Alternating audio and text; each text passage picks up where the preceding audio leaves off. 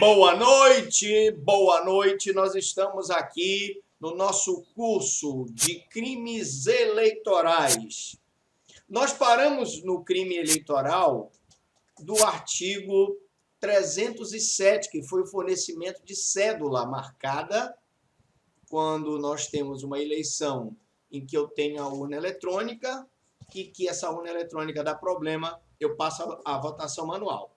E o fornecimento de cédula oficial já é considerado crime se ela tiver marcada, reclusão de 5 anos e pagamento de 5 a 15 dias multa. É um crime de menor potencial ofensivo da competência do juizado. E nós paramos exatamente aqui. A objetividade jurídica desse crime é a proteção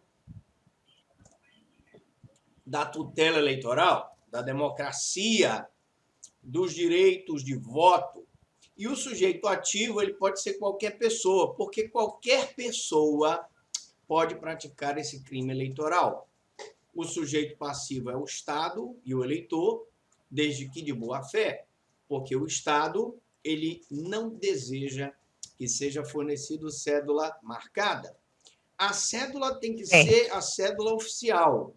O modelo ou imitação de cédulas não são oficiais, mas seu uso pode ensejar outro crime.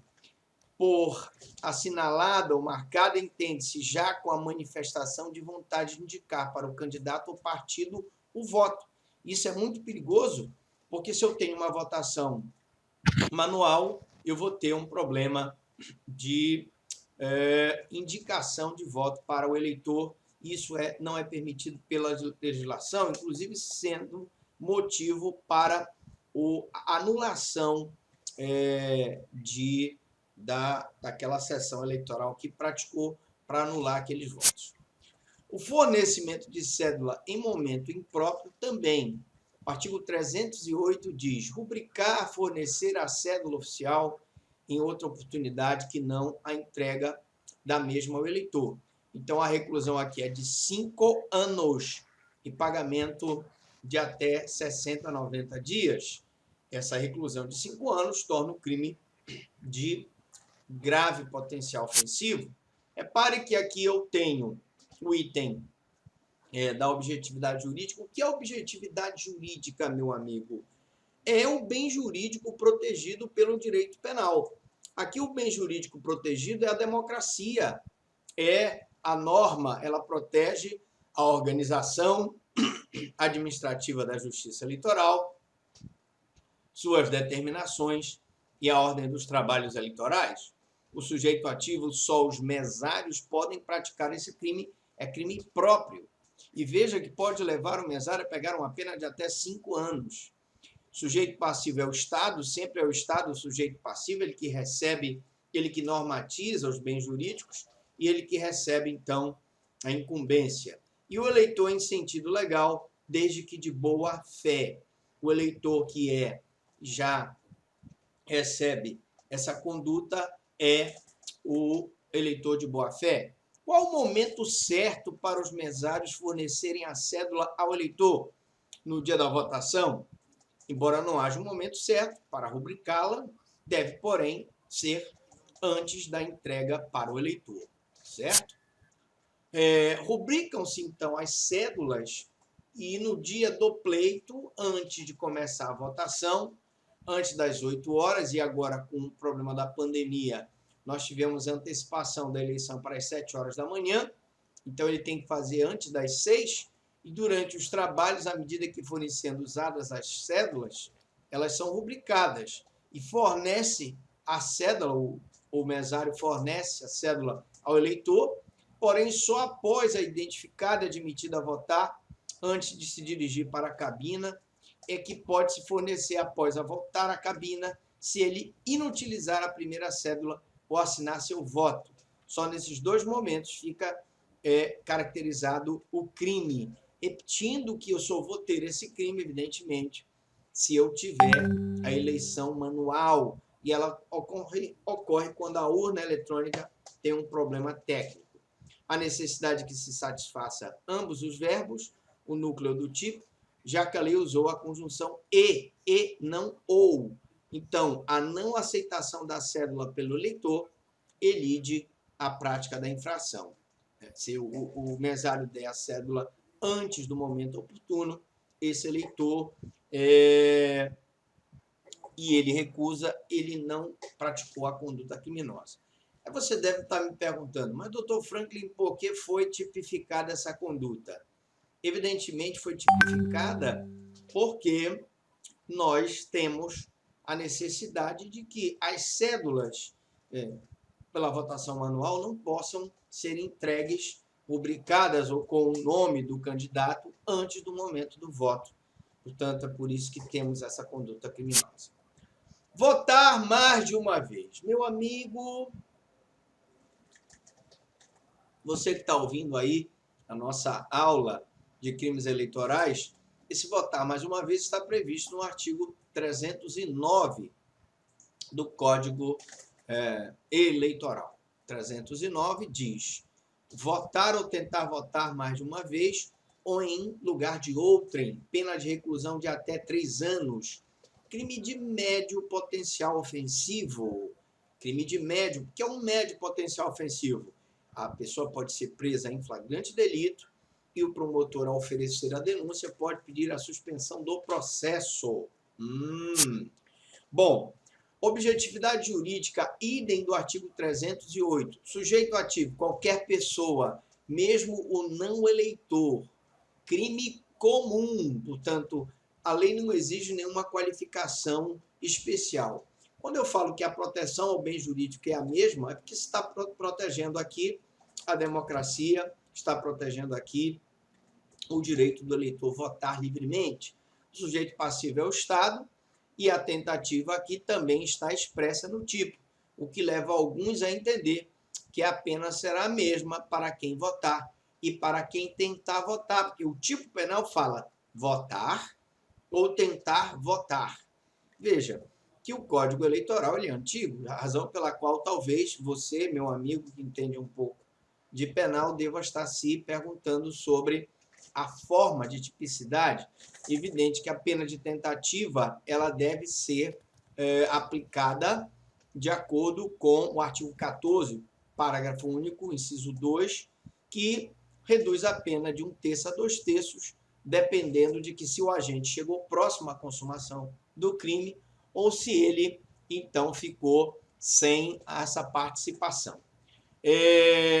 Também eu tenho aqui um crime comissivo, que só pode ser praticado por uma ação de fazer. É um crime de atentado também, porque nós temos a tentativa de violação ao bem jurídico. Então, ele é um crime comissivo e é um crime de atentado. O artigo comporta, então, várias condutas. A de votar para si, mais de uma vez, a de votar em lugar de outrem, ou uma ou mais vezes, certo? E eu queria registrar aqui a presença da deputada Nilce Pinheiro, que já está aguardando aí o momento de entrar com seu brilhantismo e a sua luz. Queria agradecer, viu, deputada? Daqui a pouquinho nós vamos terminar esse bloco e eu permito que a senhora faça a sua entrada triunfal.